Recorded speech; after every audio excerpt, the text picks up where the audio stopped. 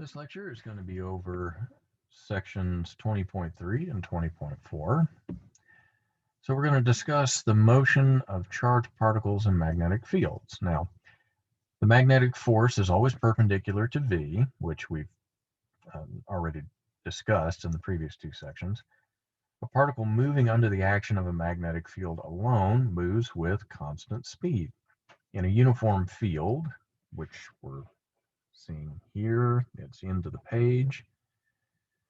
We are also seeing the velocity here in this direction. So if we take those two into consideration, use the cross product, we find out that the force points towards a particular center. So this is going to be the orbit of a positive charge in a uniform magnetic field.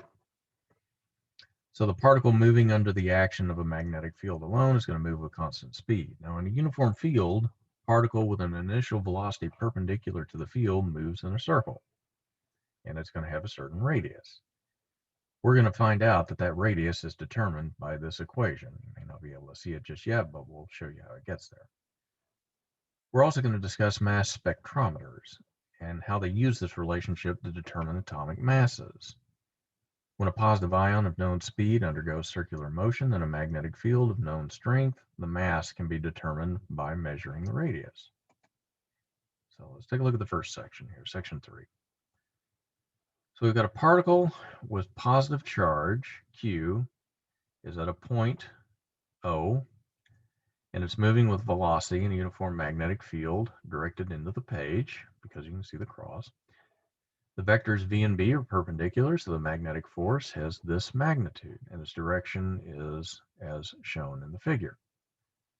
The force is always perpendicular to V, so it cannot change the magnitude of the velocity, only its direction. So in other words, the force can't do work on the particle because it can't act in the same direction as the velocity, and thus it cannot change the particle's kinetic energy. Thus, the magnitudes of both F and V are constant. At points like P and S, the directions of the force and velocity have changed, but not their magnitudes. The particle therefore moves in a plane under the influence of a constant magnetic or constant magnitude force that is always at right angles to the velocity of the particle. Comparing these conditions with circular motion, discussed in chapter 6, we see that the particle's path is a circle, and we already know how to chart out force of a particle that's moving in a circle. So we take the force acting on a particle in a magnetic field, equate that to the motion of the circle, and before you know it, we can determine the radius of a circular orbit in a magnetic field. And that radius is going to be measured in meters. So the angular velocity of a particle given by that equation is going to be this.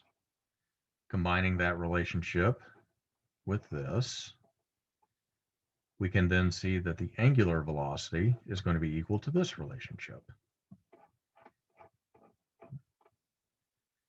Helical motion. If a particle in a uniform magnetic field, and if a particle moves in a uniform magnetic field, and if the direction of its initial velocity is not perpendicular to the field, there is a component of velocity that's parallel. This velocity component is constant because there is no component of force parallel to the field. In this case, the particle moves in a helix. The radius of the helix is given by equation 20.4, where V is now the component of velocity perpendicular. So the particle's motion has a parallel and a perpendicular component to the magnetic field, so it moves in a spiral. And this is responsible for the Earth's auroras.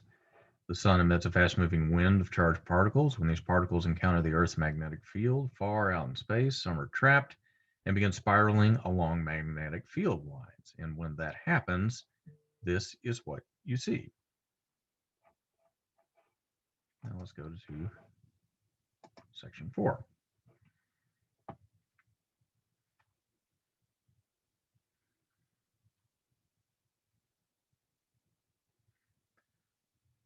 So we're going to discuss something called a mass spectrometer. These are used to measure the masses of positive ions and thus measure atomic and molecular masses. And remember, the positive ion is an atom or molecule that's lost one or more electrons. One type of mass spectrometer is shown here. If you'll remember what we had from the previous lecture where we had the velocity selector, the ions are going to pass through that with your electric field, from positive to negative here. You have your magnetic field, which in this case is coming out of the page because you see the dot.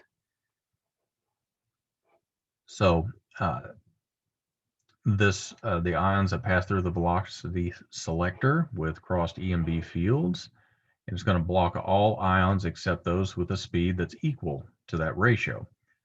So finally, the ions having the speed pass into a region with a magnetic field B prime that's perpendicular to the figure. So if we go and we have that velocity going through here, boom, it hits a different field. Where they move, what's going to happen is when it enters here, it's going to move in an arc, and it moves in that particular arc. It comes here and hits a photographic plate. As it moves, it's going to rotate a certain radial distance. As it moves with that particular distance, we can then take advantage of that. Particles with different masses are going to strike the detector at different points. The particle detector makes a scan to determine the number of particles collected at a given radius. We assume that each ion has lost one electron, so the net charge of each ion is just E. With everything known except for the mass, we then compute the mass. This is how we figured out that the element neon has two species of atoms with these two different masses, and we call those isotopes. So later experiments have shown that many elements have several isotopes. And as a matter of fact, carbon has a carbon 12, carbon 13, and carbon 14. These are all the mass numbers that you have for these particular isotopes of carbon. And this is a way of that we can use to carbon date certain species and when they existed.